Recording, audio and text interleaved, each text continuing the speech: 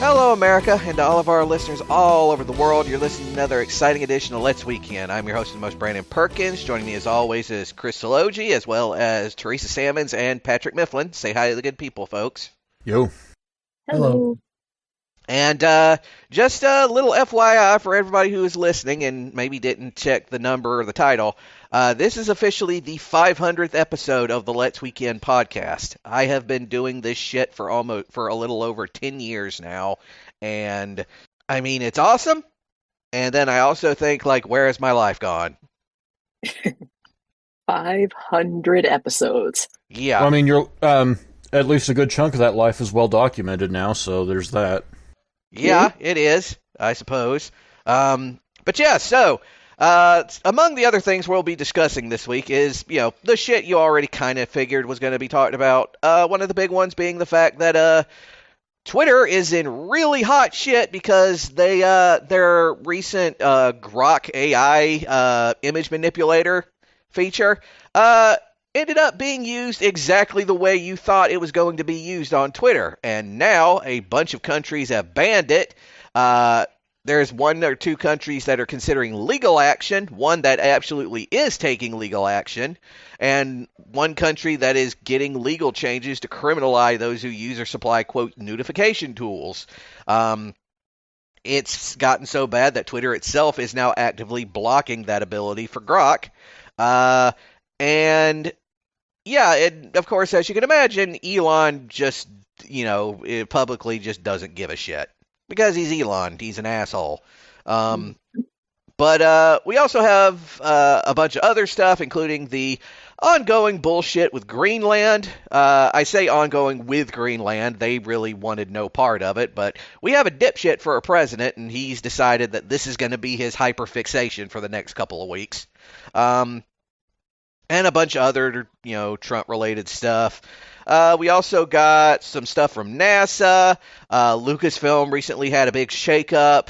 And, of course, we got our regular entertainment-related stuff, including some news about profits and stuff like that. We got all that and more on this week's edition of Let's Weekend. But before we start doing any of that, before we decide to go on to the meat of the stuff, we're going to start off, as is tradition, talking about all the stuff we've been doing that's taken us up to this point this week.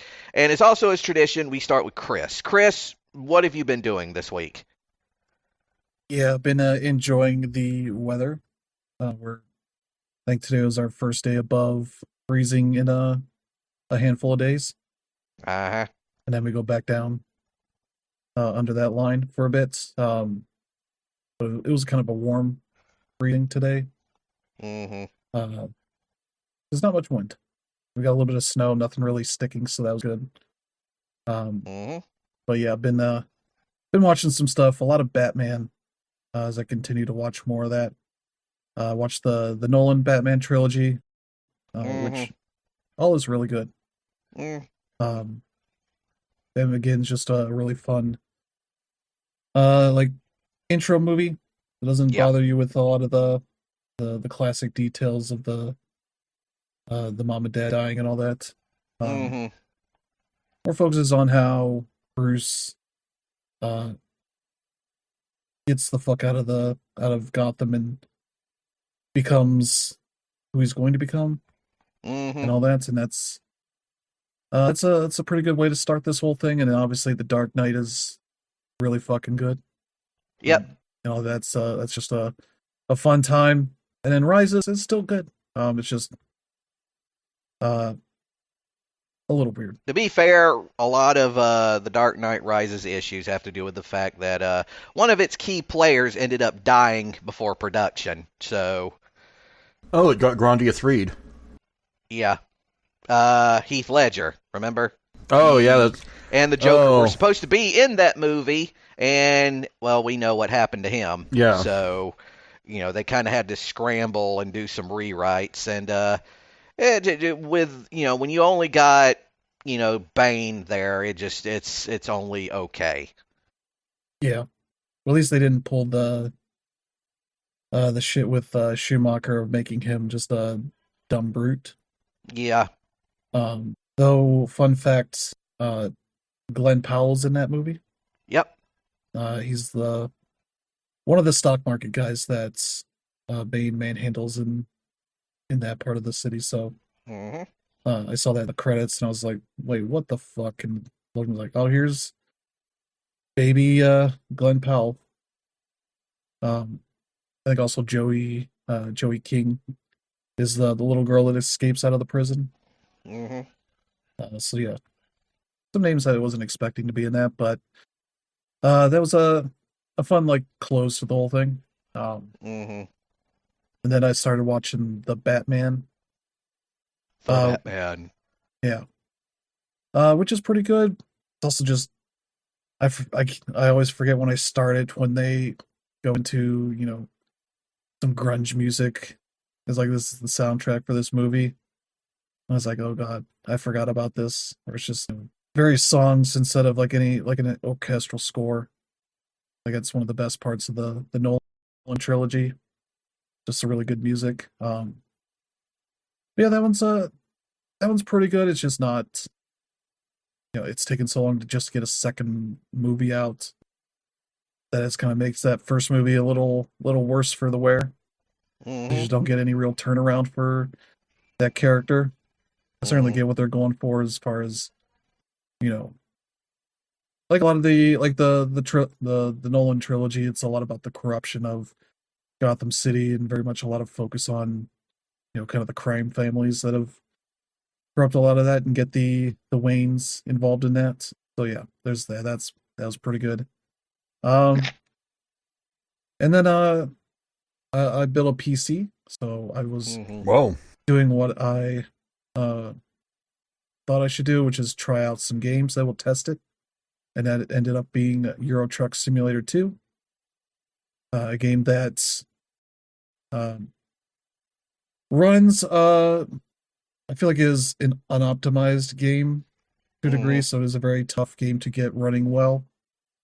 And the challenge is if I want to stream it with Mm-hmm. OBS open, that's always a game that's uh, really, really is a good combo of just running really poorly when OBS is open. So that maybe there's some other issue I need to work on with that. But I was trying to stream that today, and Mm-hmm. uh, the game that was running at 60 FPS with all the AMD stuff turned on, suddenly could barely hit 30, even with me turning stuff down and all that. So I was like, yeah, this is kind of what I expected here.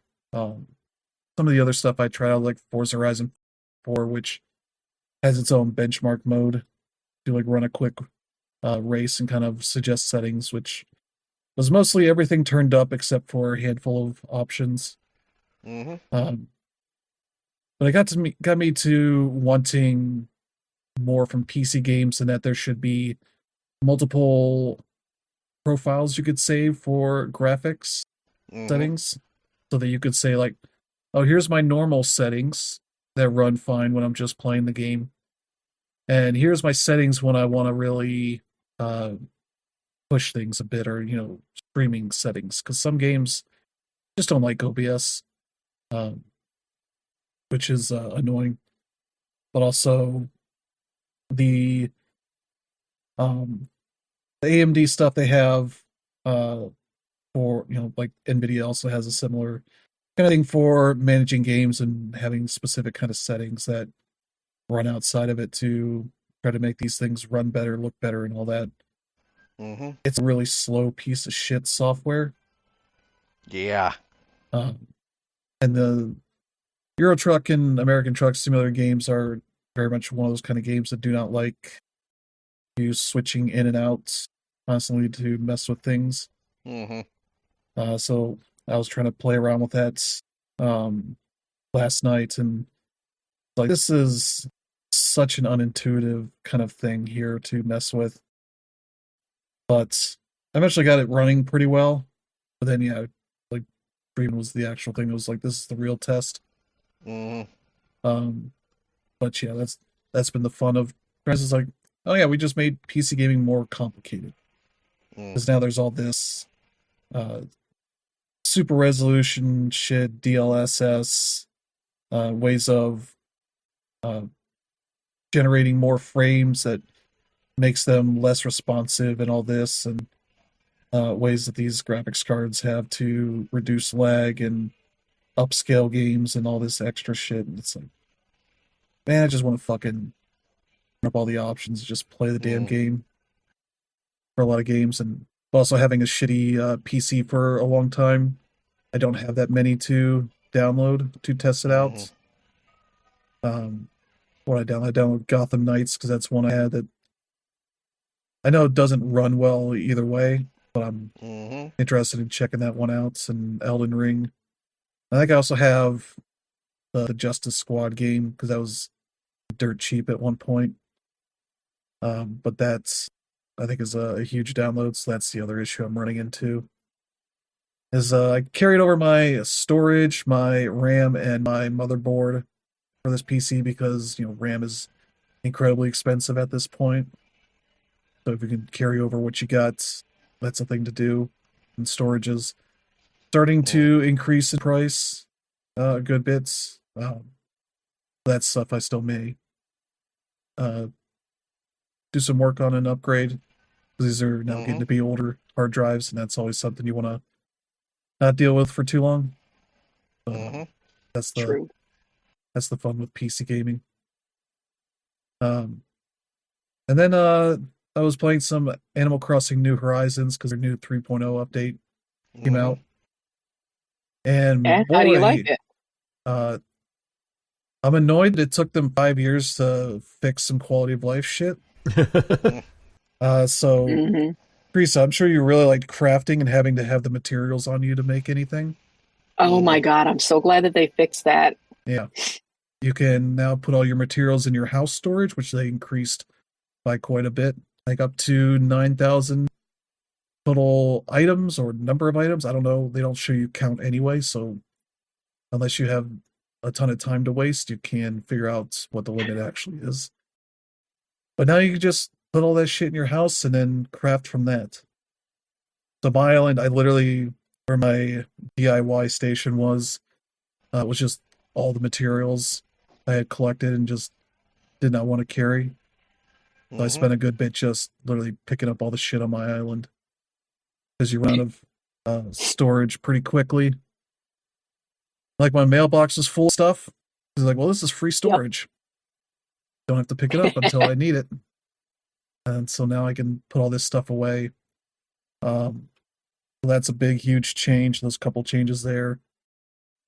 They added a new thing that you hold down the L button to move around on a tile by tile basis, so that if you have a Mhm, bunch of stuff laying on the ground in the area, you can just hold L, move around, hit A to pick up, pick up the item below you. mhm, Make it a lot easier to like pick up specific items. Yeah, that's a really good quality of life upgrade. Yeah. What else? I think those are a lot of the big ones. Yeah. I mean, the hotel edition is pretty neat. Um, Yeah. just means that I have there's a more one characters star roaming island, around. so Yeah. mm, because I just upgraded my house, I was like, fuck everybody else. So now I'm like, okay, now I have to figure out what improves the stars. But that'll eventually. I had gotten uh the DLC at some point, so I was like, when I started this up for the first time in like 5 years, um, it was like, oh, here's the hotel, and I was like, oh, is this the hotel stuff? Then it whisked me away, and I see the Happy Home Paradise title. I'm like, no, I got fucking tricked, you assholes! And I had to do that for like 20 minutes before I could go back to the island and all that. So yeah, it was it's really nice improvement for some of that stuff. They still need to keep going because I was like donating bugs to the museum, and I was trying to go find them just to double check uh where they're at, and I can't find any fucking bugs I'd need to find because there's in so The many of wrong these season. similar. Well, no, I mean in the museum mhm, because it's Oh, hard to tell like where would a moth be versus a butterfly. It's like there's like a half dozen at least places in like some of these areas, and it's like just let me search for this shit I want to find. Some of that. The other stuff's not too bad for like the fish or the the dinosaur bones are all pretty easy in the art. Just the bugs, it's like you spread all of this shit out so much that it's hard to tell where everything's supposed to be. Um, but yeah, that's got some really big updates there that are really nice to see. Would have been nice to have them like 4 or 5 years ago. Mhm. Yeah. But they decided to stop supporting it and until they could sell you something, and decided we'll fix some things again. So yeah, that's some really nice stuff. Oh yeah, also you can craft up to 10 of any item. So if you're trying to make, Yeah.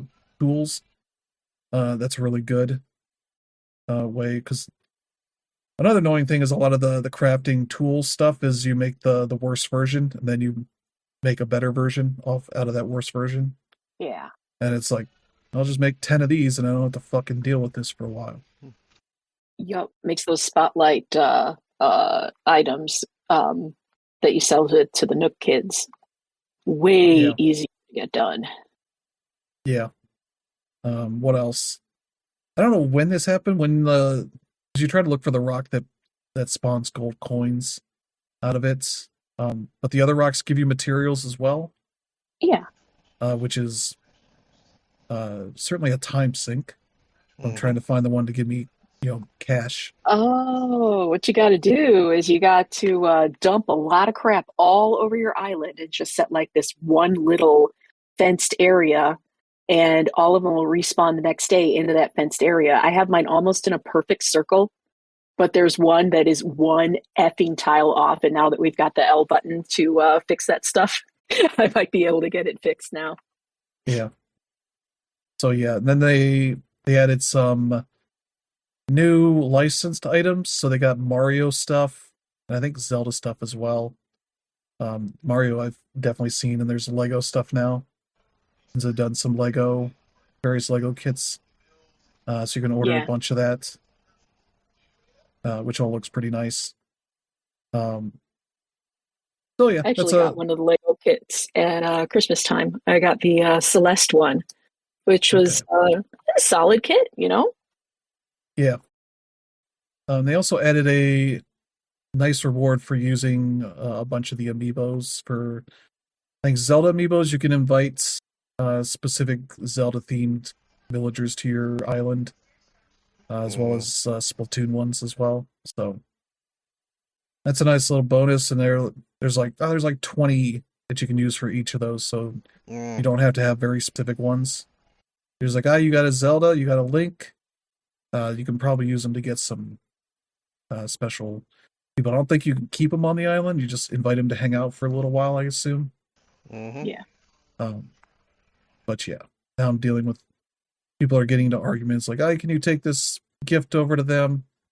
Like, you fucking idiots. You don't need me for any of this shit. Go deal with your own fucking Yeah. problems. The fetch quest getter is really annoying. Yeah, finding a lost one. Luckily, you get lucky, you get somebody that knows which one, the right person. You don't get asked to go to each one to find out who knows it. Yeah. But yeah, now I'm trying to build like a bridge and all this around my island instead of just being the cheapskate who's like, I got the stick. I can go to cross these rivers pretty easily. And it's also fun seeing like all my Halloween and Easter shit I just left all over the fucking island. I was Mhm. like, I don't have room for this in the house. It's sitting out Mm. here. And then finding like a mannequin in the middle of my fruit forest. Mhm. I was like, oh yeah, this is some creepy shit that probably came in one of the Halloween things.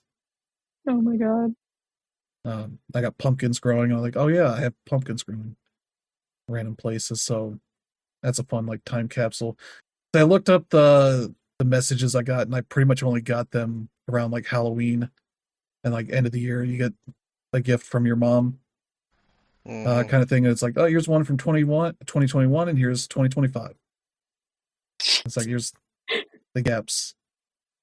Because they had some reward thing for launching Animal Crossing, but they wouldn't let you launch it to the home screen, the start screen. You had to actually load into the island for it to count. I was like, you fuckers.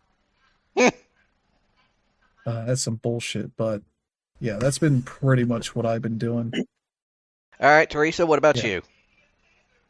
Me, I have been playing some stuff. I've been cold, that's for damn sure. It like Mm-hmm. feels like zero right now. So yeah, I'm going nowhere. We finished off Super Mario 3D World the other day, which is kind of fun. Of course, now that we can do all the getting all of the stuff that we missed the first time through. Mm-hmm. Obviously, the Animal Crossing update. I've only done 2 of the rooms in the hotel so far, but yeah, I was pulling out my amiibo cards and inviting people for coffee the other day and stuff. It's been a long time since I had really played it in depth, and it's kind of nice to get back to it, especially when other people are playing too. And then I have one, it's not under embargo or anything, it already came out, that I am playing for review for the site, and it's called Cozy Caravan, and I have that one on the Switch as well. And I like it so far. I think that there's a lot to do in it as of now. But I need to play more, to make sure that the content that I think is going to be there, because it looks like I'm going to be unlocking some different areas, stuff like that. So I have been playing a decent bit of that. And then watching like a billion things, but really the one that I guess I've been watching the most is the Ghosts series, not the UK version, the US version, because I'm lame. But as far as like my usual British shows or whatever, I didn't put this in the notes, but I did start All Creatures Great and Small, and it is very much a British period piece about a vet, which, kind of neat. But trying really hard not to read the news, trying to read the news. I don't know what I need to do or what I want to do about that, but everybody's general I'm definitely suffering from that as well. But that's really about it. A lot, but also not a lot. So Pat, what have you been up to? All right, Pat, what about you? So it's been a minute since I've been on the show. Yeah. Last year was interesting for me. I took on a project that I thought was going to take maybe 3 months to get off the ground, and it ended up taking all year. Basically, I spent the last year becoming a vampire. No, I will not elaborate. But the process was so drawn out and extensive that it actually held up all productivity on Little Akiba Games for the past half year. Yep. While I pushed it across the finish line. But that's basically Pat saying that he may or may not have become a VTuber. I plead the fifth. I plead the fifth. Thanks for asking, though. Yeah. But in a note that may or may not be related to that, the Dragon Quest remakes are very, very good, and I'm glad we're getting more of them. Hooray. I'm just getting Dragon Quest 1 across the finish line right now. It's been really interesting getting to go back and kind of revisit the game that made me a JRPG gamer. Mm-hmm. Not the game that made me a JRPG lifer, but it got me in, and that was enough, really. It made me think about how different it was at the time compared to literally everything else going on in gaming. The Nintendo Power promotion, of course. A year of Nintendo Power and a free copy of Dragon Quest for $15 total. What a time to be alive. Mm-hmm. But yeah, I'm looking forward to finally wrapping up Dragon Quest 1. All I've got to do now is just...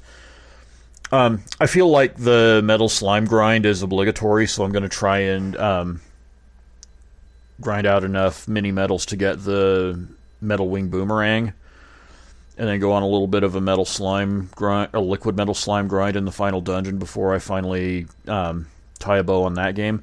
I'm looking forward to getting into Dragon Quest 2 because I never did finish that one. And from everything that I've been hearing from people online, they turned it from kind of a black sheep of the series to an all-timer. So I'm looking forward to seeing what they cooked up. I really am. And obviously we know there are more of these remakes coming because Yuji Horii is the Tom Holland of game development. He will break NDA every time he does an interview. Mm-hmm. So we know that the Zenithian trilogy is coming, and probably more than that, but the remakes are just coming out not in the order that they're to be played, but in the order that they are finished by the developers. So that's been kind of a funny thing to add. Mm-hmm. And then, of course, he let Chrono Trigger more or less slip, too, so that was funny. But, yeah, it feels good having last year's project across the finish line now, and at this point I'm just looking forward to diving into my backlog and playing all of these games that I bought while working on that, and just actually be able to play them for content as well. So, yeah, that's what I've been up to.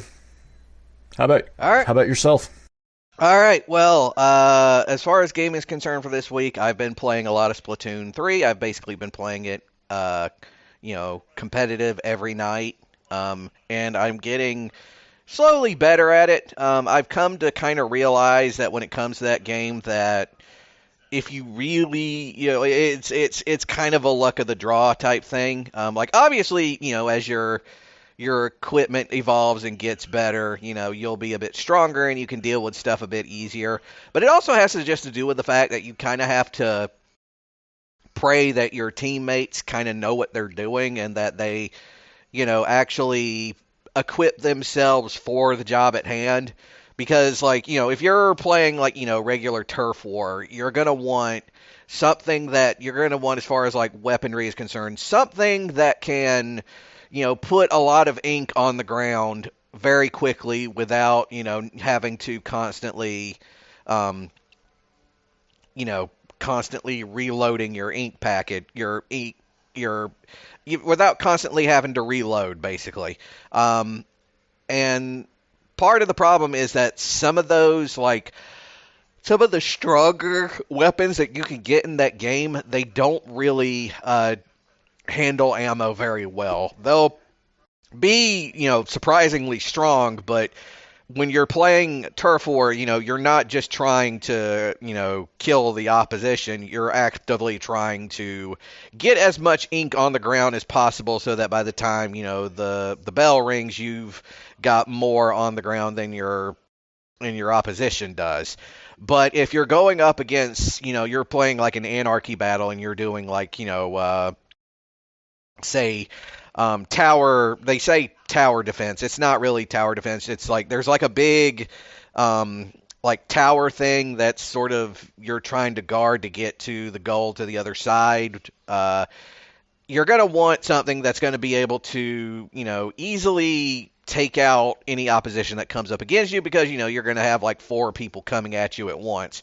There was a challenge that they put out recently, which was based around splat zones. And basically what that is there's an area that's sort of cordoned off on the field, and you're trying to keep control of it by, covering it with all of your ink and then trying to defend it against, your opposition. So you're going to want to, and the thing is the sort of corollary to it was that you had to be armed with a brush weapon. So that included, the regular, paintbrush weapons or, one of the rollers. And it becomes really obvious pretty early on is that you're going to want to have a team full of nothing but the rollers because the other brush weapons are just garbage compared to it, especially at that point in the game. Because you can, on the one hand, you can literally just run into people with the roller going and it'll just take them out. The other being the fact that you're pretty much indestructible when you're using the roller, theoretically, unless somebody can get behind you and run up behind you, in which case they can just straight up slaughter you. But when you're in that particular challenge, you're going to want to have all rollers and hope that the other team has at least one or two people with a brush. Because if that's the case, then yeah, you've pretty much won the game already because they can't equal the amount of power that you've got. Also, I have also come to realize that I really fucking hate Clam Blitz.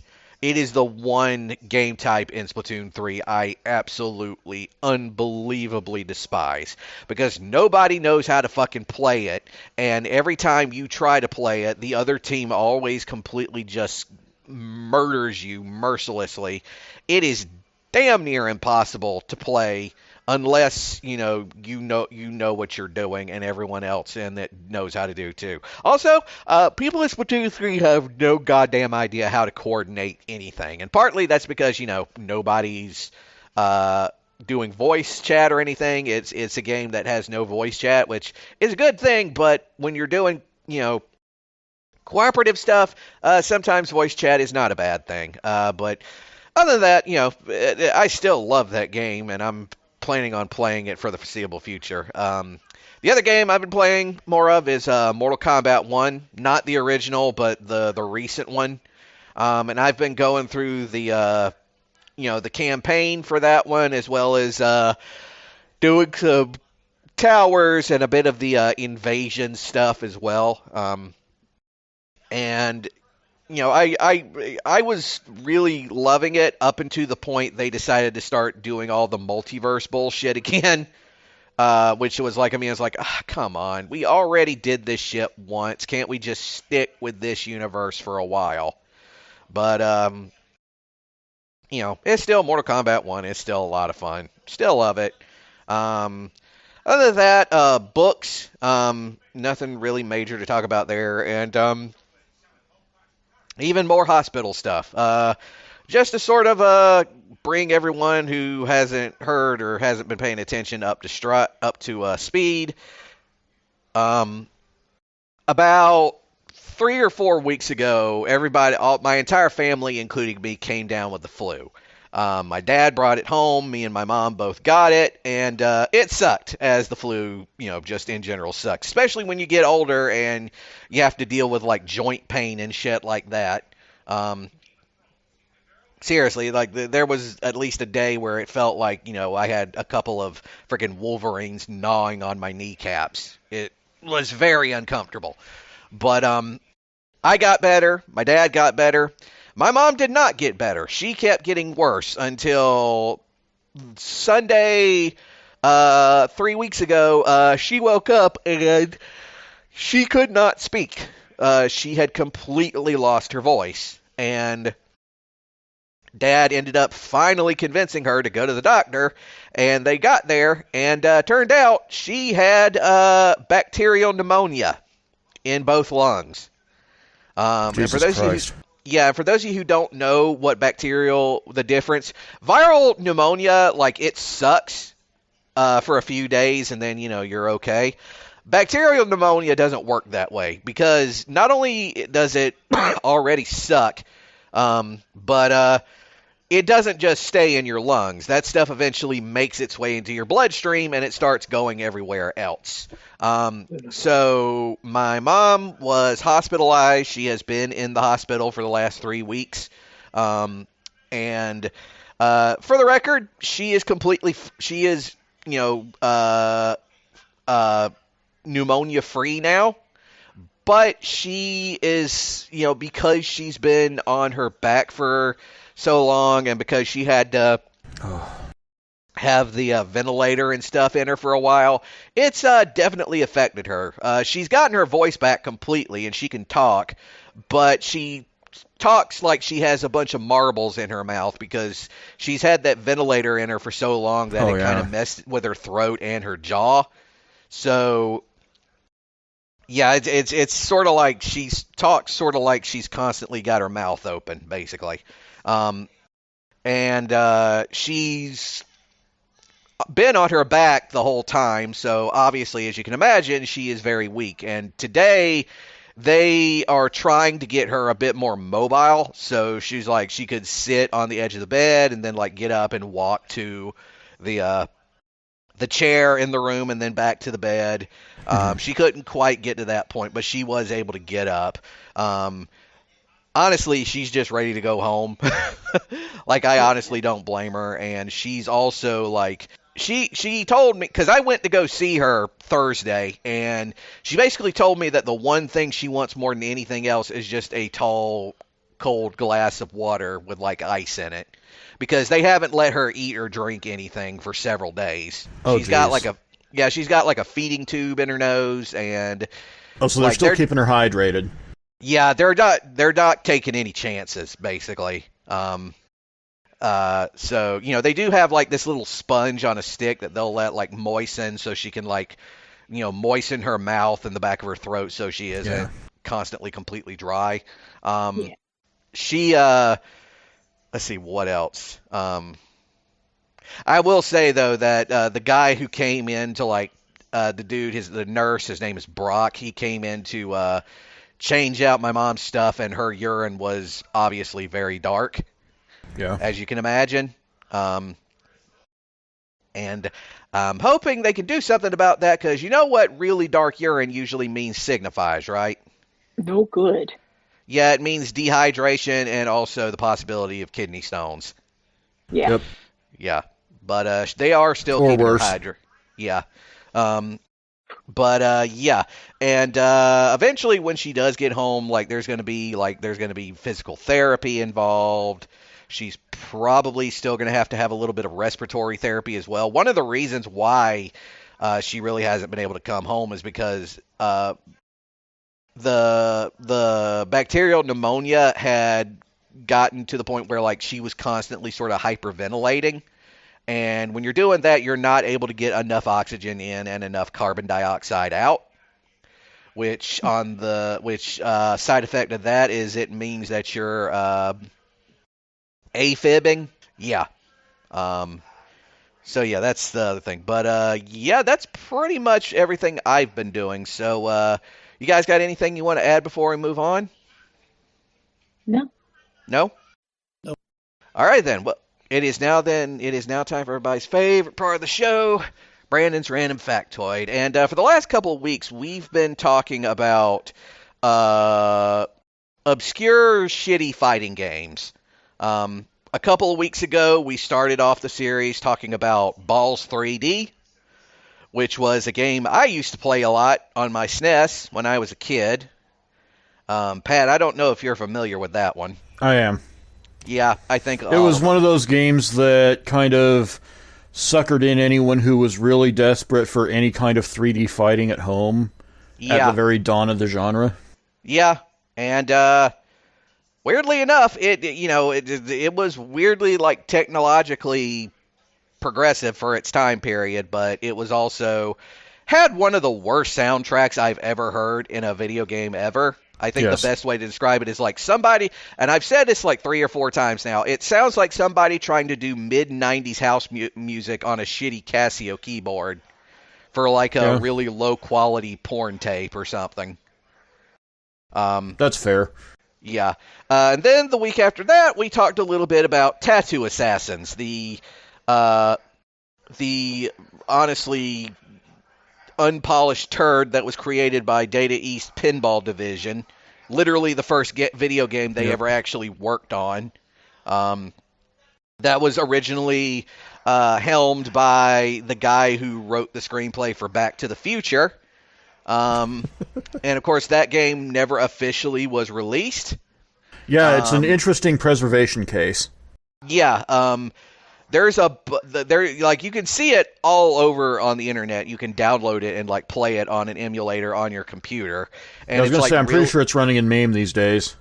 Yeah, and there apparently there's a company that's trying to sort of bring it back by like fixing it and adding new content and stuff. Oh, that's some really strong turd polish, though. I'm trying to remember who it is. Let me. It's XA Arcadia. Yeah. Yeah, they're reviving it with bug fixes and 4K resolution uh, under a deal with Data East current rights holders. Anyway, so those were the games we talked about previously. This week we're going to talk about probably one of the most notorious like Mortal Kombat clone failures that ended up happening back in the day, especially in the mid 90s, especially because for two reasons. One is this game was advertised like to hell and back. If you were reading the video game magazines back then, you saw ads for this game everywhere. The other reason being the fact that it came out on one of the sort of half a dozen quixotic attempts at making a game console that would be an utterly terrible failure, and in this case, it just so happened to be the Atari Jaguar. That's right, this week we're going to discuss a little bit about Kasumi Ninja. Kasumi Ninja was, like I said, it was a Mortal Kombat clone. And if you know anything about gaming in the mid-90s, you know that there were a ton of companies that were trying to steal Mortal Kombat's thunder and just absolutely horribly failing at just about at every single attempt.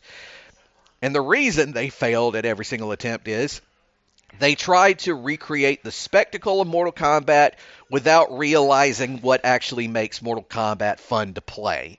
Which is that it's not all just random button mashing and gore galore. There's actually a simple but sophisticated system lying underneath it, especially by the time Mortal Kombat 3 rolled around.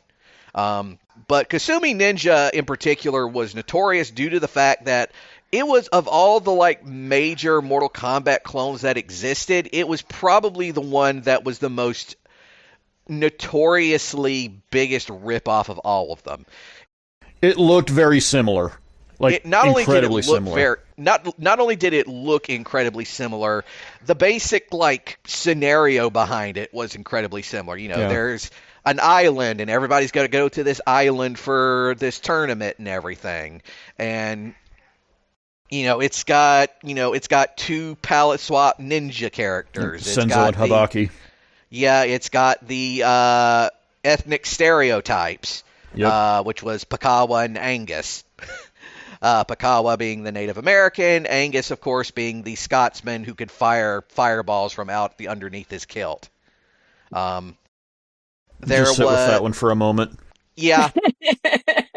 And I'm not making it up either. Like, no, I mean, he lifts up his This is a kilt. game that I have spent a disturbing amount of time playing. So I like, out of all of the bad Mortal Kombat clones, this was one of the least bad, I would say. Yeah. And the thing is, what's especially infuriating when you learn about this game's development is you find out that this game actually could have been even better than the product we ended up getting at the end, because it turns out that Atari themselves are more or less the reason why this game came out to be the piece of garbage that it ended up being. So just a little bit about the people who made this game. It was a UK-based developer called Handmade Software, and they had been developing titles up to that point for the Atari Lynx. And for those who don't know what the Atari Lynx was, it was Atari's handheld platform. Yep. Very interesting system. It actually had ambidextrous functionality, which for the time period was extremely forward thinking. But by that point, Atari had announced the Jaguar, and obviously we could do a whole thing about the Jaguar itself, because it is one of the most bizarre-looking consoles of that era to come out, especially because of the fact that it's the only console with the basic controllers that had a numpad on it. Like, just why? That was a holdover from the 5200, and it was used pretty much in exactly the same way as the 5200 used it, just as which is that it was extra very utility buttons. Extra utility buttons, basically. It picked weapons in Doom. It picked camera angles and stuff like that in what was that fucking game? Cybermorph. Yep. And what's funny is it was similar in Alien vs Predator, but I never did get to spend much time with that game. Yeah. What's especially the development of this game in particular is also interesting because it originally was not going to have the like digitized graphics that we know of. Originally, when they started development on this, it was going to use character sprites, like something similar to Like hand Street drawn. Fight. Yeah, hand drawn, something similar to Street Fighter, essentially. Um, but and on top of that, it wasn't going to have just 8 playable characters. It was going to have around 20. That would have been a game changer back then. Yeah, it absolutely would have been. But according to Jim Gregory, who was one of the producers at Handmade, he said that Atari Corporation basically got involved at some point. They ended up stripping much of the characters and a bunch of the other elements that were previously developed for the title, and they also ended up like reducing the memory size for the game cartridge. So, like that already, it's like okay, this is going to be a disaster. And then it started showing up at the Spring Electronic, the ECTS 94 and SCES 94 in a playable state. By that point, it was now sporting the digitized graphics and sprites that would come with the final release. There were like some copies that came with like a headband accessory branded with the game's logo. I mean, that would probably be considered something of a collectible now. Yes. Yeah. But yeah, like even if you look at like a lot of the like the like advertisements and stuff, or like even the freaking box art for this thing, it's like yeah, this is straight up a giant ass Mortal Kombat clone. Like I said, they even had the palette swap ninjas. It had the ethnic stereotypes. Unlike it also had 2 female characters, which was obviously more than the first, but only about as many as Mortal Kombat 2 had. And I will say, compared to Mortal Kombat 2, they weren't just a palette swap of each other. In this case, there was an Amazonian woman who was like the head of like an Amazon tribe, and she basically wears next to nothing because it's the 90s, and that's basically what all female video game characters have to do. And then there was another one who was like an assistant DA who also acts as like a vigilante during the night. She's in there too. There's like this huge, I can't remember if he's like a Dutchman or a German named Alarak, who's like this big giant of a man.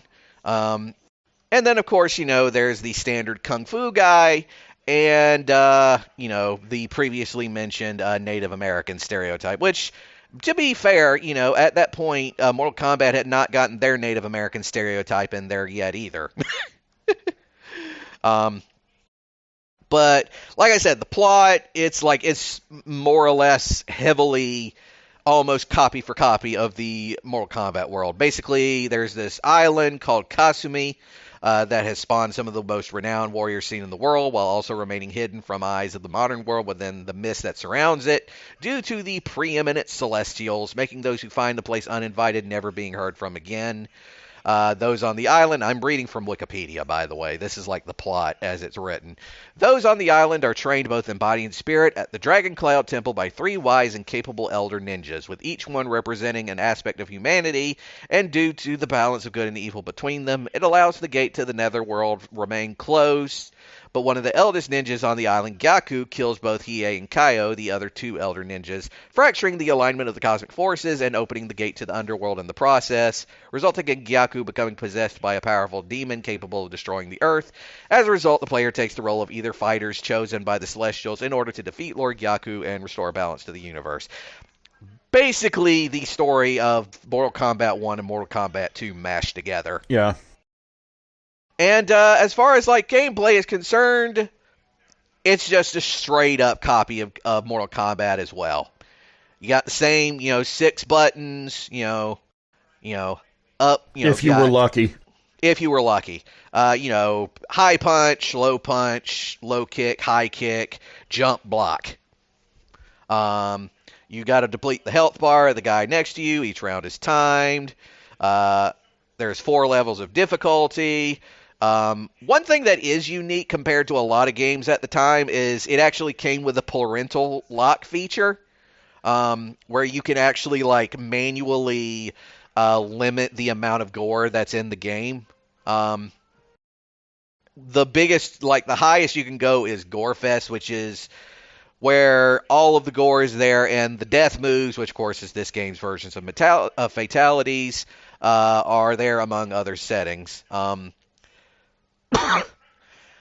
And what is unique is that as far as like the single player mode is concerned, there were only 2 characters that were selectable at the beginning, and more would be unlocked by defeating them in a series of one-on-one matches in the game. And if you manage to defeat all of the opponents in the lowest difficulty, the player will not be able to fight against Gyaku, but he can fight against him on the normal difficulty.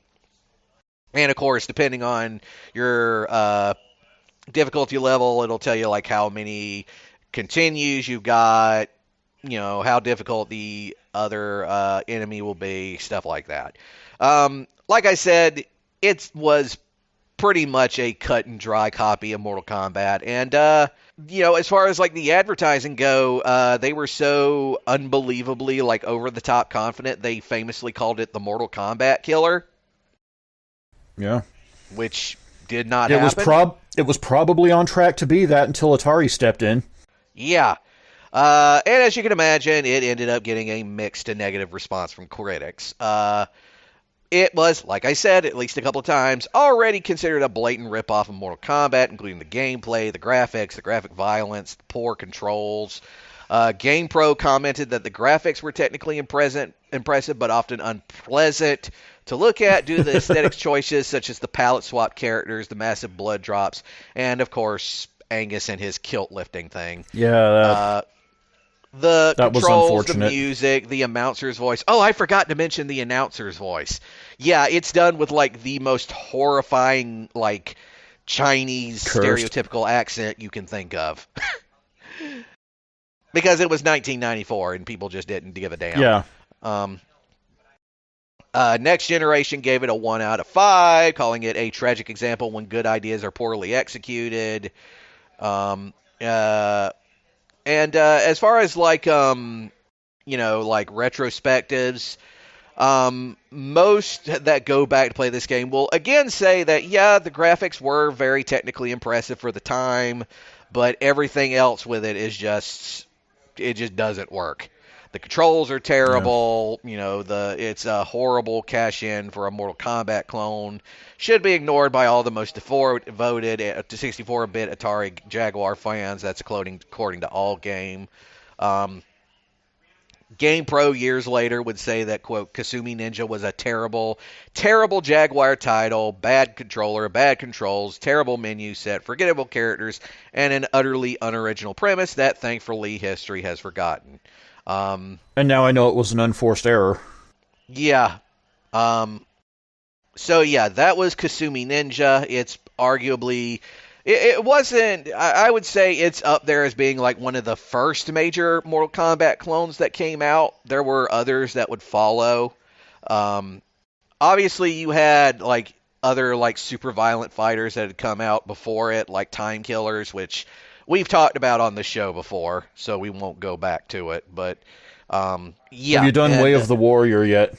We have not done Way of the Warrior yet. We will get that because that one has a whole crazy story behind it all on its own. Yeah, that is Kasumi Ninja. That is the story of one of the first and most infamous Mortal Kombat clones, and that has been yet another installment of Brandon's Brand of Factoid. So, with that, we're going to move on to the show proper. And as always with our show proper, we talk about our assholes of the week. And our major asshole of the week is Twitter, because nobody calls it X. Screw you, Elon.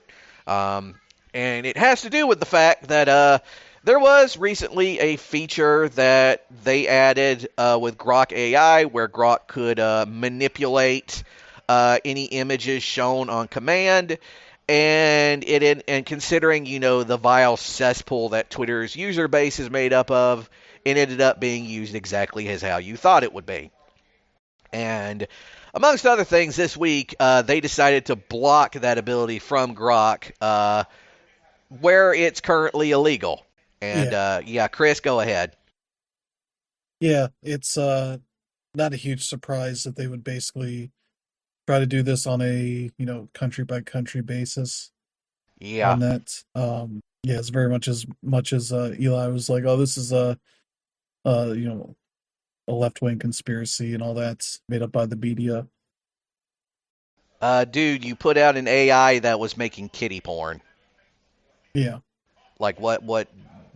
Um, And it also more or less made his own service unusable for the entire time it was going on because you mentioned earlier just straight up, yeah, I've become a VTuber, and as a VTuber you kind of have to use Twitter to be visible and to get engagement. That wasn't happening. Like that, this whole thing completely took over the service. yeah. It's Yeah, true. basically anybody that posted their, selfies or whatever would often get comments related to that. So like the only positive thing is people had to actually reply to these images Mm. or these posts to get Grok to do this stuff. Um, and I saw some of these were like I guess women that would be like OnlyFans people or whatever, just trying to get any sort of traction they can, like trying to do Mhm. it directly from their accounts to ask Grok to undress them. Mhm. And I saw some that was just like it either didn't do it or it was so inept it put more clothes on them and all Mhm. that. So it's like, all right, at least Grok still sucks for even the Mhm. thing that they're supposed to be able to do. But yeah, it's one of those stupid things. And yeah, they also have government contracts for Grok in a number of ways. So this is all a great time to be dealing with that shit. Mhm. Jesus Christ. So yeah, that is happening. It has now all of Grok has been blocked by both Malaysia and Indonesia because we kind of saw that one coming. Uh, Yeah, and Malaysia in particular is taking legal action against both Twitter and between against X and XAI. yeah, which is fun. Yeah. Let's see what they say here. The from Indonesia's Indonesian Communication and Digital Affairs Minister, the government sees non-consensual sexual deepfakes as a serious violation of human rights, dignity, Mhm. and the safety of citizens in the digital space. Which is a good way to put it. And yeah, Malaysia also doing the same thing, which is good to see. Yeah, two Southeast Asian nations kind of uh, going after them. Well, two super duper Muslim Southeast Asian nations. Yes. That's Yeah, one of the big reasons. And like I said, Malaysia has taken legal action against both X and XAI, and the UK is making legal changes to criminalize those who use or supply quote notification tools. yeah. They've kind of had a law that could cover this, but they kind of made sure it was, Yeah, they wanted to go back um, and make some alterations so it would cover it explicitly. yeah, that make it illegal to create online sexual images of someone without their consent. Hmm. Will be going into force, I think, on February. Where was it here? I think February 6th. Yeah. Hmm. Uh, Government says it's fast tracking provisions in the Data Use and Access Act, making it a criminal offense to create or request deepfake images. The act was passed by Parliament last year, but had not been brought into force. And so Hmm. that'll be going into effect on February 6th. Separately, the government said it is also criminalizing notification apps as part of the crime and policing bill, which is currently going through Parliament. The new criminal offense will make it illegal for companies to supply tools designed to create non consensual intimate images. Hmm. Um, saying it would target the problem at its source. And so, yeah, the UK is sort of investigating all this. Though, they should just block X in totality. Google and Apple should block Hmm. it from their app stores. It's how you could get all this shit to change real quick. That's true. But they're afraid of making the rich baby man mad. Yeah. So that's all happened, and it's just the most glorious bit of Twitter screwing up that it's had in pretty much all of Elon's tenure. So, But then we got to move on from Twitter to the other major asshole of the week because he takes up about the next four of them to some extent. President Trump is threatening to use the Insurrection Act to send military to Minnesota to end the anti-ICE protests. ICE flooded a family's SUV with tear gas to send them and their 6 kids to the hospital. Yeah. For the record, the way the Insurrection Act works, he can't really do that. The thing about the Insurrection Act is it doesn't really do what he threatens it does, and considering the fact that Governor Tim Walz has already activated the National Guard, it means that the hurdle for him to be able to even get that to invoke it is just a bit higher now. But basically, as everybody knows, after the murder of Renee Good by an ICE agent, basically everything in Minnesota is on fire. Yeah. Which is surprising because that place is cold as all hell. But, yeah, and obviously ICE is not making it any good because being nothing but an army of reprobates, they have only doubled down and are trying to make things even more miserable. Yeah. They people dug into the recruitment process and found out you don't even have to finish the application to get accepted. Yeah. Because journalists are just finished most of it with a real name and everything that, if you verified, you could see they're a member of the media, a leftist and all that, and they still got approved. Yep. And it made me wonder, why aren't people filling out fake applications to flood their servers? Yeah. This shit, considering what's all's going on. But yeah, then you see pretty much most of these people are the basically any Nazi militia in this country is probably signed up for ICE in some shape or form. Yep. Because there's photos of many of them that have, Nazi tattoos. Yeah. Swastikas or SS rune bolts or... Let's be honest, it's the only way some of them would be employable. Yeah. Also, a lot of them, it turns out, are functionally illiterate. Yes. Yeah, apparently a lot of them do not know how to read or write. A lot of them didn't finish high school. You know how it goes. Yeah. So yeah, that shit with ICE in Minneapolis is still ongoing. I don't know if you saw the ICE thing. Oh yeah, people. Yeah, the one ICE person was angrily storming towards somebody that was recording it and just slipped on ice and fell on their ass. Because none of these people are from a northern state that is used to cold weather. Yeah. Or don't wear... I couldn't want a blizzard more. Yeah. You would think if they were going to Minnesota, they would have equipped them with non-slip shoes, but... No. I mean, that doesn't stop you from walking on, slippery-ass ice. No, but it does give you a bit more traction in a wintry, cold weather place. Yeah. Well, and the thing about ice is that they're starting to realize that they're nothing but, bullet catcher meat bags. They're being used. Yeah, the people have been tracking morale in the organization, and it is at rock bottom. Yeah. Yeah. There's somebody that threw bottles of piss into an ice vehicle. Oh, God. Yeah. Things like that. It's guy got out and was very mad that he was, covered in piss and all that. I'm sure there are a lot of truck drivers going through Minneapolis that have their piss jugs that, waste not, want not. Yeah. Yeah, and I think one of the people there, the deputy head of ICE was complaining about, there's a video you can find of people dumping water on the ground around ice, to be like, oh, what if it turns into ice and all that? And they're like, this is very dangerous. And you go watch the video, it's barely enough to get the ground wet. It'll just dry up. It's not going to turn to ice, you idiots. Have they not heard of salt? For Christ's sake, right? I mean, they think dumping a light layer of water on a cold day is going to turn to ice. is a threat to them. It's like, no, you just get a squeegee or something. Right. Get rid of the water. Like, what are you doing? Mm-hmm. These people are idiots. But yeah, that's been fun seeing all the bullshit, but not so much the part where they're basically finding anybody that isn't white and harassing them in Mm-hmm. every way that they can.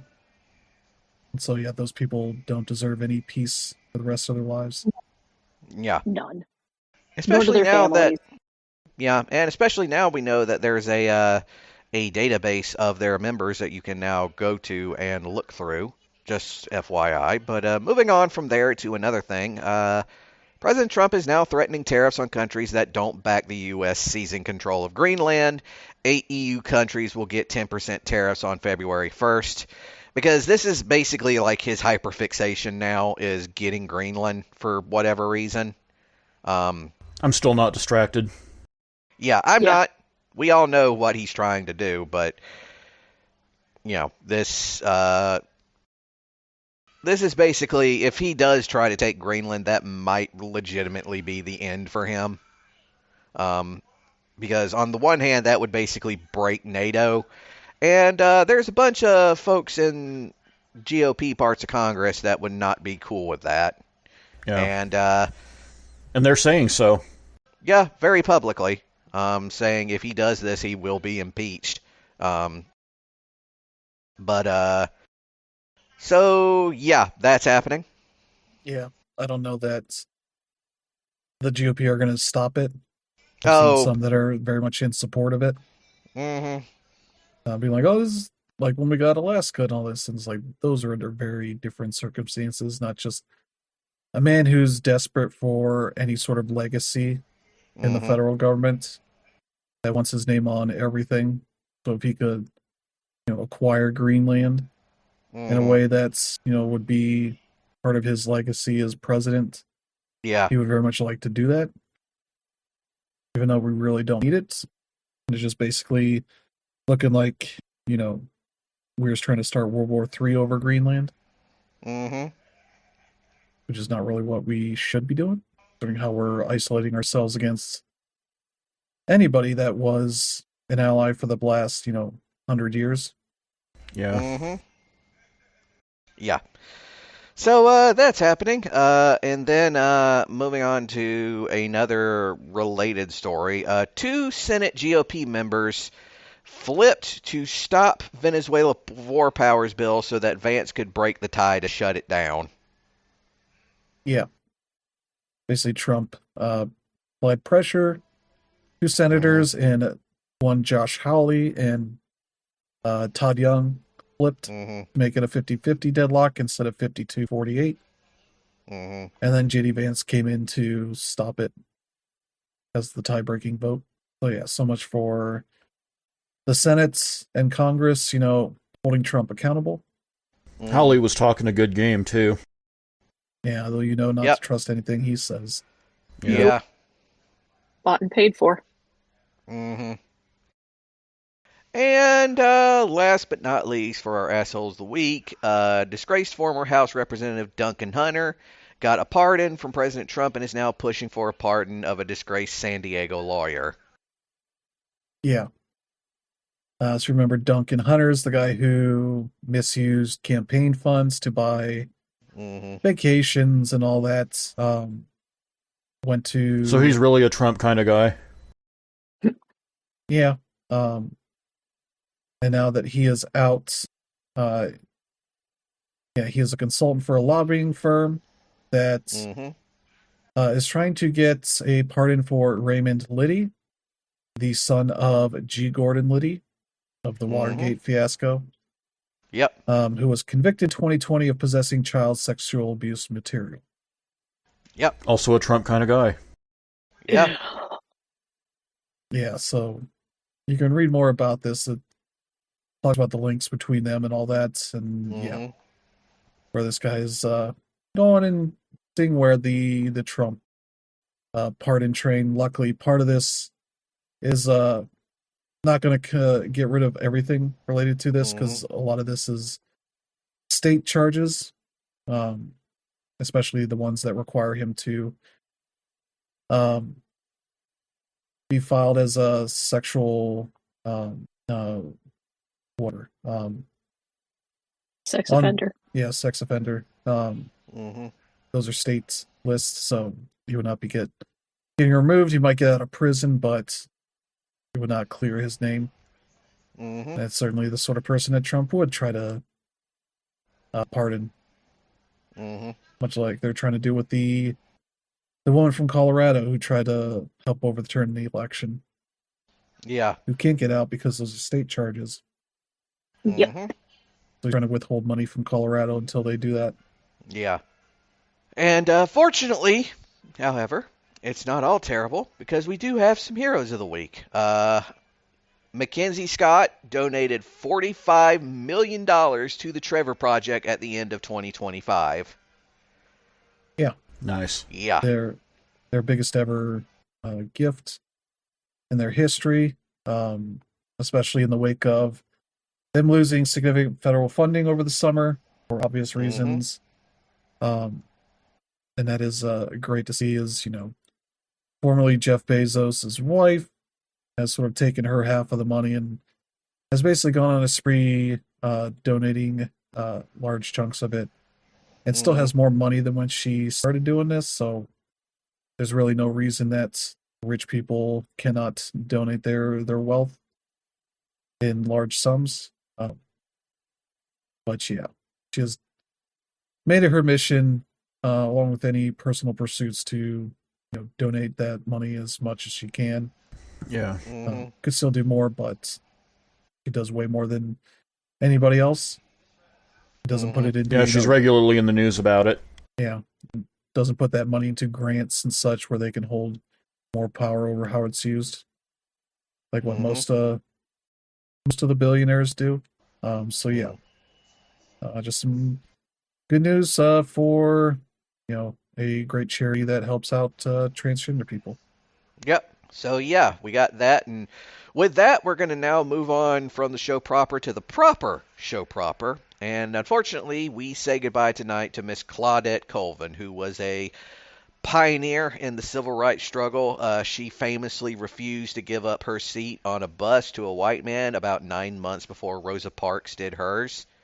And in fact, I believe she actually went to court and won. Yeah.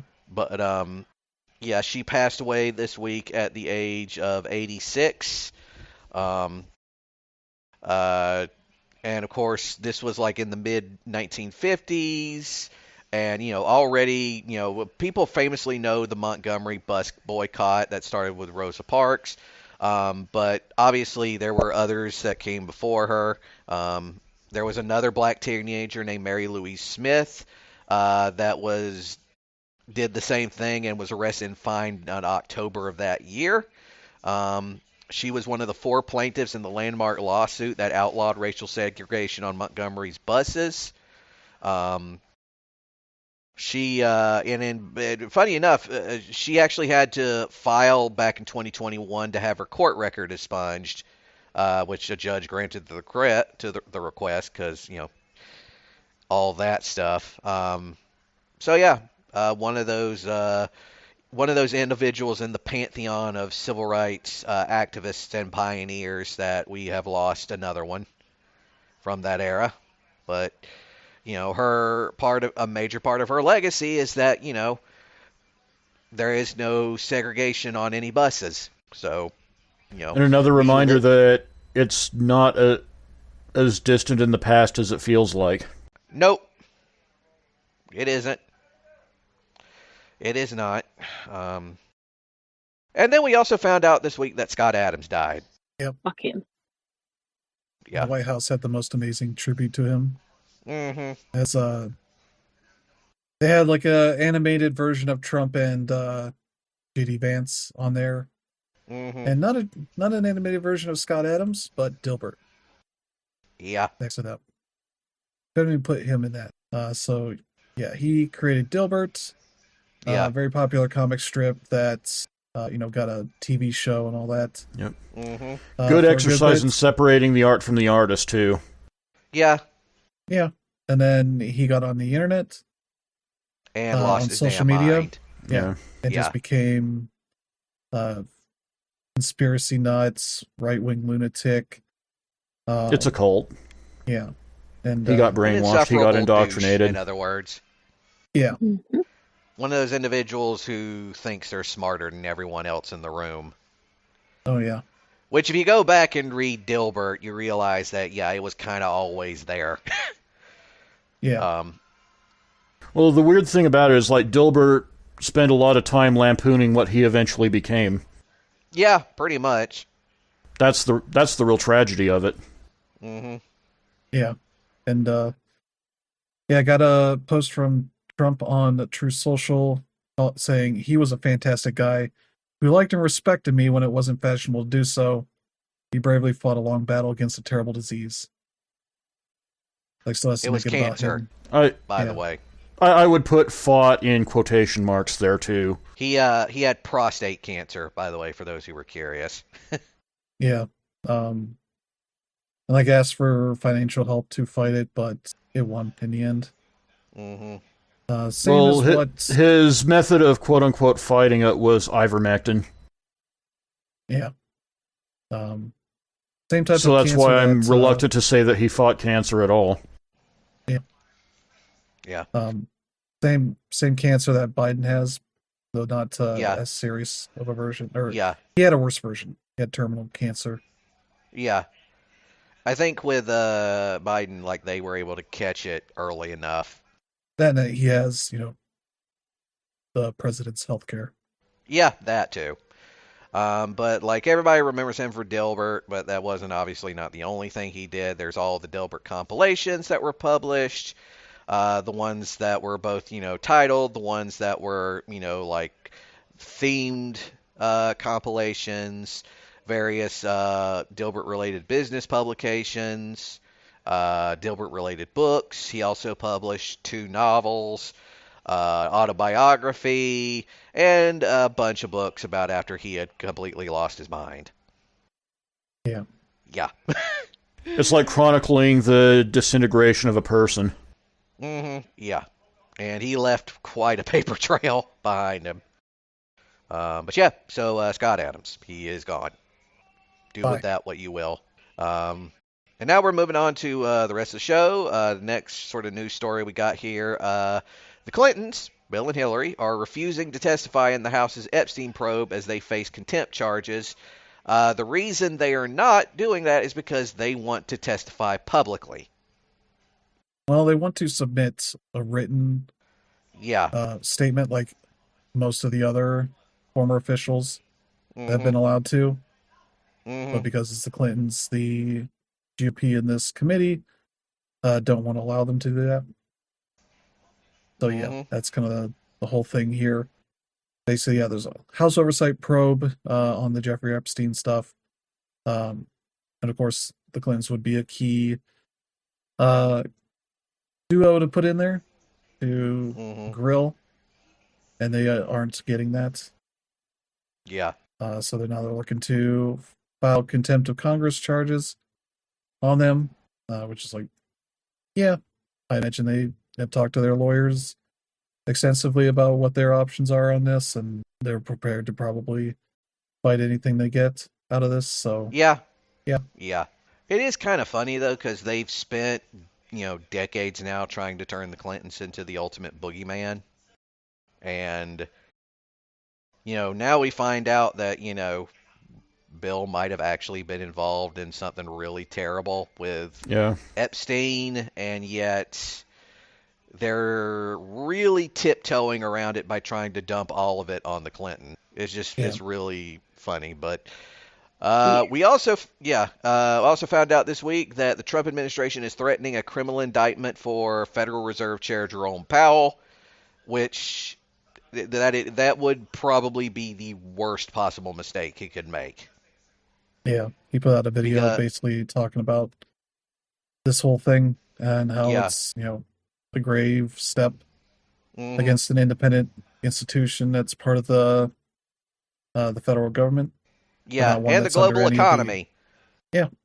Yeah, because keep in mind, part of the reason why the dollar has been the world's reserve currency for so long is because the Federal Reserve is a term of art independent group that is, able to make money through funds through the securities that it owns and able to back up our currency. But if it was to be shown that the Federal Reserve is not an independent organization, but in fact a direct arm of the United States government, that would put our currency's stability in jeopardy. Yeah, of course, Trump doesn't know how to handle money, really. But yeah, this, and he very much, I assume he's a Republican. I was looking at his Wikipedia He page. was the one, well, yeah, because Trump was the one who nominated and put him there in the first place. Uh, no, he was nominated by Obama, but he Well, was yeah. also put into various positions by George H.W. Bush Well, yeah, that's true. back in the 90s. So he's Hmm. very much probably a classic Republican, Yeah. which Trump has no desire to appease in any way Hmm. if they're not sworn, their fealty to him. Hmm. So Jerome Powell's very much wanting to do the right job, not the partisan job Hmm. of any of this.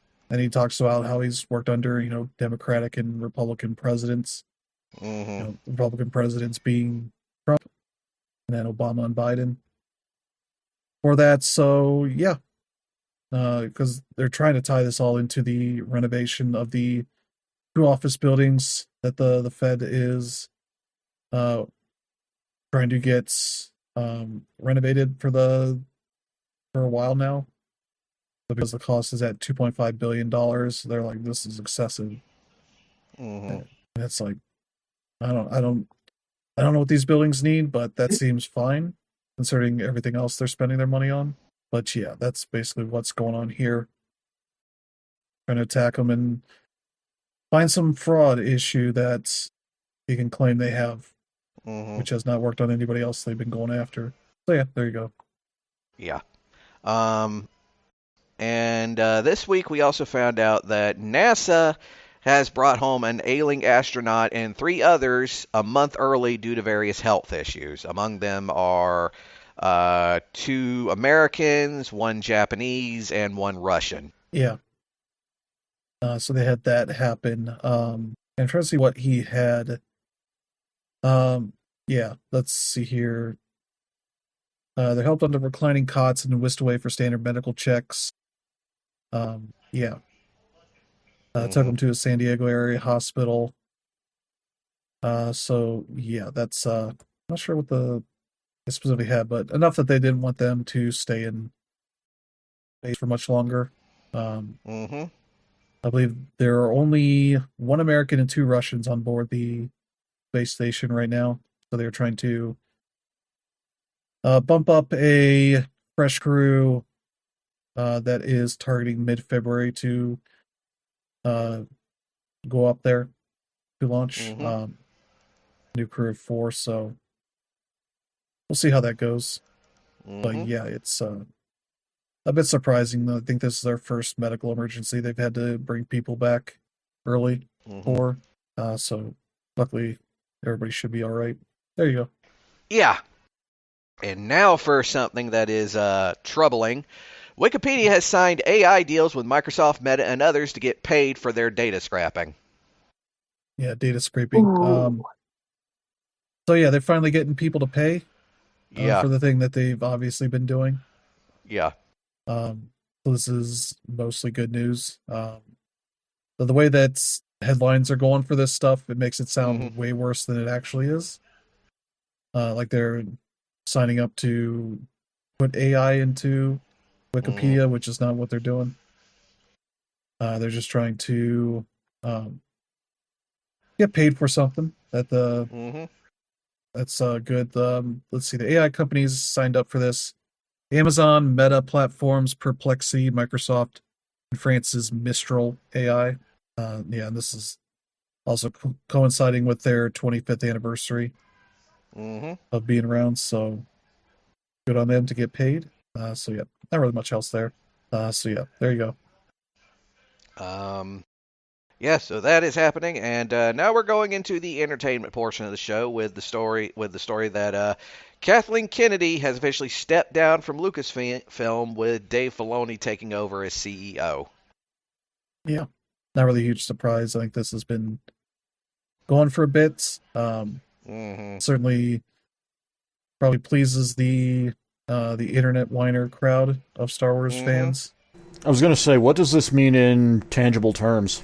They put a Star Wars fanboy in charge of Star Wars now. Dave hmm Filoni.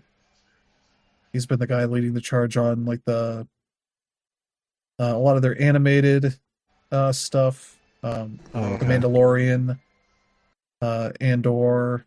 Um, Basically, if you wanted them to focus on maybe more original stuff in Star Wars, uh, hmm maybe say goodbye to that. Um, Otherwise, it'll probably just most a lot of what you've been getting in Star Wars. Okay. See, I don't know any of the players involved in this, so I don't know what the what this actually meant. So, Mostly the people that have complained about Star Wars being woke uh, are happy mm. because the mean hmm woman is gone. So Oh, yeah, okay. It's but one of Dave those Filoni has situations. been yeah, Dave Mhm. Filoni's been chief commercial officer for a long time, so mm, it's not like it's going to change all that much. yeah, but yeah. So that's happened. And then we got this story about, again, the ongoing saga of people trying to get a deal with WB Discovery. After trying to steal the WB Discovery deal from Netflix, Paramount is now going to the EU to stop the deal. Yeah, they've Because, like, they are just desperate to get this for. they filed a lawsuit to try to get the financial details of the deal, whereas WB Discovery basically came out and it's like, you haven't increased your offer at any point since you started this whole thing. This Yeah, has got to be seriously. one of the douchiest things that have ever happened. Well, this is a son of a billionaire. He's Mm-hmm. always used to getting his way, and somebody said no, so now he's very mad and needs to Mm-hmm. force this to happen. Basically, what's going on here? So he's trying to Mm-hmm. get the EU um, regulators to scrutinize and stop the deal, which I don't know this is going to work. Mm-hmm. Trump's not going to stop it because he likes Netflix's CEOs. They've had Mm-hmm. dinner and all that and donated to his campaign. So, Mm-hmm. like everybody else, They they kissed the pay ring. their money. Yeah. Mm-hmm. And also, CBS is potentially going to get sued by the government again or Trump because they're pissed Mm-hmm. about his interview with whatever Tony Ducopoli or whatever his name is. Mm-hmm. Um, There's no pleasing him, so they're always going to get sued. That's what they yeah, just don't seem to realize, that we all realize. yeah. He's always going to find things to be whining about. So Mm-hmm. this is their next. Complainer in chief. Yeah, Paramount's trying to Mm-hmm. find any route they can to become the victor here, and I don't think that's going to happen. They should just settle for the rest of Warner Brothers Discovery, the probably the Discovery part that Netflix doesn't want. It'll still be bad because that's a lot of the news stuff and all that. But yeah, there you go. Yeah. So we got that bullshit happening. And speaking of Netflix, Netflix and Sony Pictures have signed a new deal to keep the exclusive streaming rights for movies. Yeah, Mm-hmm. kind of just continuing that deal that they've already had. They have pay one rights is what this is called. The industry's term for post theatrical and on demand window. In the Mm-hmm. U.S., Germany, and Southeast Asia. The new arrangement won't come into full effect until early 2029, but it'll start later this year as individual territory rights become available. So I guess they're hoping to sweep up a lot of those rights along the way until this new deal goes into effect. They're also licensing rights to select Sony Picture film and television library titles, so Mm-hmm. more of their back catalog stuff. And I guess they're saying that this might be worth above $7 billion for this deal. Mm-hmm. So paying a lot of money for the Sony stuff, which is a lot of Spider-Man stuff and all that. So certainly well worth it. So yeah, there you go for that. Yeah. And we also found out this week that HBO Max and A24 have signed a new deal for their streaming rights for their movies. So that's good, I guess. Yeah. Uh, Similar to the Netflix thing, they're renewing their deal that they've had for a bit. Hmm. Um, Getting the pay one TV window rights for HBO and HBO Max Yeah. for that. So Marty Supreme will be showing up on HBO Max later this year. Hmm. Among other things, they're also getting access to a library of dozens of their other films. Hmm. So if you like A24, HBO Max is going to be the service for you. They say here nearly 70% of HBO Max viewers watched an A24 film. Uh, that watched an A24 film watched other ones that they put out. Makes sense. If you like one of their movies, there's probably others they have that are similar.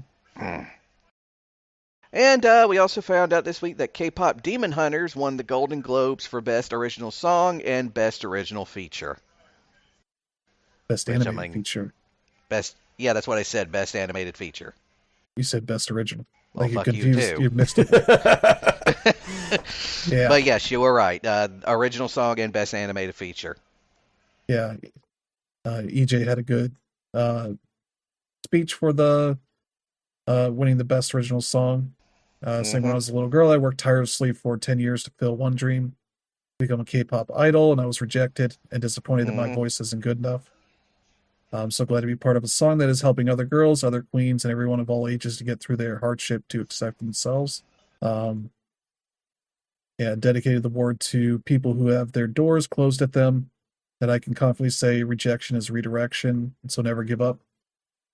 Then quoted Golden saying, "It's never too late to shine like you were born to be." Hmm.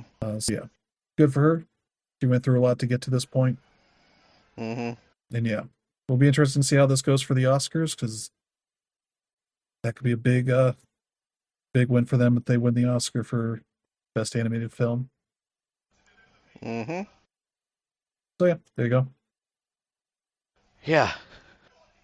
And we also found out this week that Amazon Prime is working on a competition series called Fallout Shelter, which is, I guess, kind of sort of inspired by that mobile game. Yeah, and how everybody else is doing competition shows for their Hmm. successful series. Hmm. I think they're doing casting now for a 10 episode reality series. Hmm. The logline set inside Vault Tech's bomb proof vaults, Fallout Shelter drops a diverse group of contestants into an immersive, high stakes world inspired by the game's signature dark humor, retrofuturism, and post Hmm. apocalyptic survival storytelling. Hmm. So, yeah, having them go through escalating challenges and all this other stuff. Basically, what the Yep. Squid Games challenge thing was, but for Fallout. Hmm. And then we also have The Running Man is available to stream on Paramount Plus right now, actually. Yeah, that's a good one. I recommend checking it out. Oh, yeah. Do some good When did that Edgar come Wright out? action.